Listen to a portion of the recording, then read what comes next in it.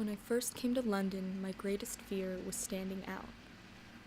I would glance around, secretly taking in the city as much as I could without being noticed. As I do every time I go somewhere new, I tried to take up as little space as possible, as if I had no right to be there. Every time I pulled out my phone or camera, I felt conspicuous, as if everyone could see my secret, that I didn't belong. I didn't want to look like just another tourist. I feel like a tourist half the time as well. I feel like a lot of Londoners do as well, though. I think I never really felt like a tourist here. It got to a point where I habitually started being like, yeah, I'm from London. I'm coming from London. Yeah, I think the typical tourist things are just like you're in the middle of traffic, just like looking up. I feel like a lot of people go through London like the Monopoly board. They were like, let's just see Leicester Square. And I'm like, okay, sure, but that's just gonna be a bunch of tourists.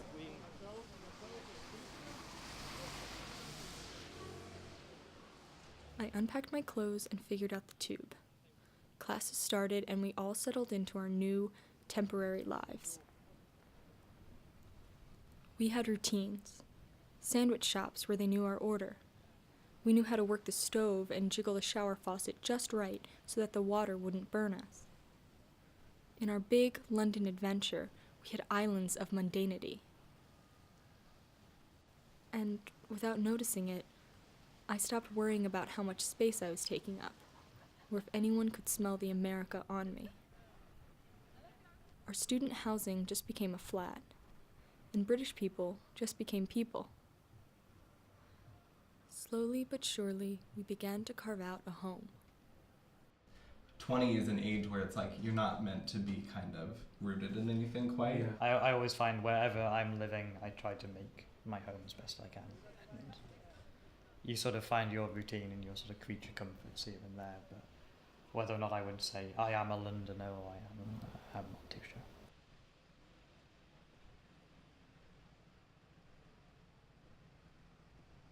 The thing about routines is that they make the world seem smaller. Unknown streets become familiar, and we begin to feel rooted to something. Slowly, my closet began to fill with books and clothes that I had gotten here. I got a new haircut, a tattoo. It was as if I was trying to refill every bit of my life with a different part of London. A comfort zone formed. I was so determined to fit in, to disappear into the city, that I forgot to look at it. That's why when two of my friends decided to visit and asked me to tour them around, I felt deeply underqualified.